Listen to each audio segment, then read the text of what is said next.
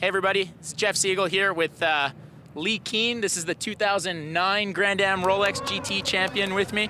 We're going to do a little driver-to-driver interview, get down and dirty, learn a little bit about Lee that you maybe didn't already know. So Lee, last year you were driving a Mazda like me. This year you've moved over to the dark side, to the Porsche. Tell us about the difference between those two cars. Well, thanks 2010 GT championship. Well, the Porsche is obviously my favorite car. And it's a Brumos Porsche too, so that makes it extra special.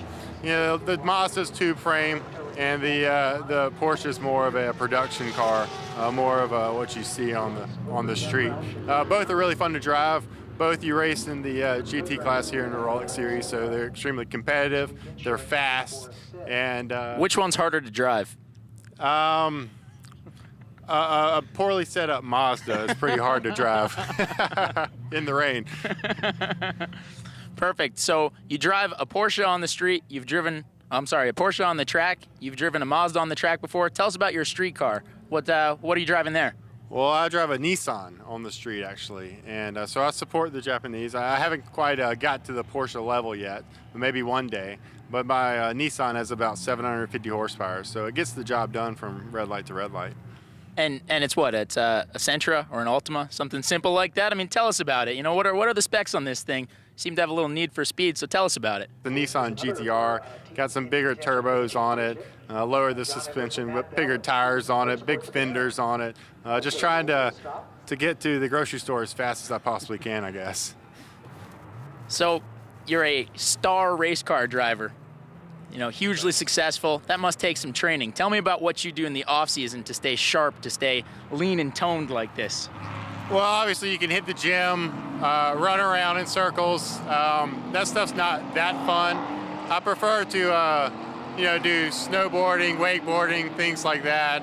I can't talk about too much, but we hang out a little bit in the off season, but I can't talk about too much because my co-driver Andrew will get a little jealous and upset. Andrew's not a skier or a snowboarder?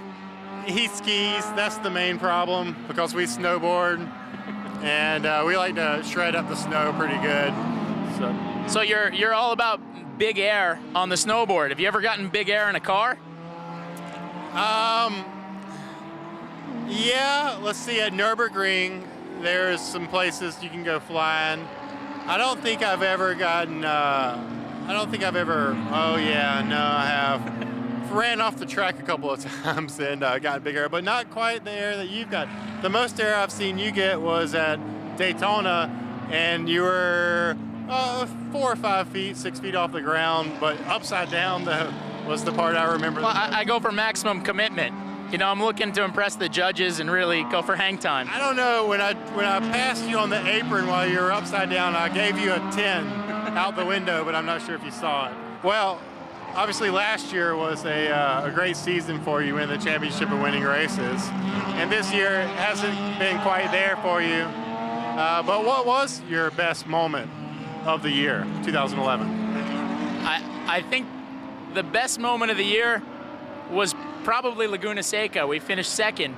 And the reason it felt so good is because when we finished second, I saw the checkered flag. I was in a really big race for third place, but there was nobody in front of me. The car in first was so far ahead that I felt like I won the race.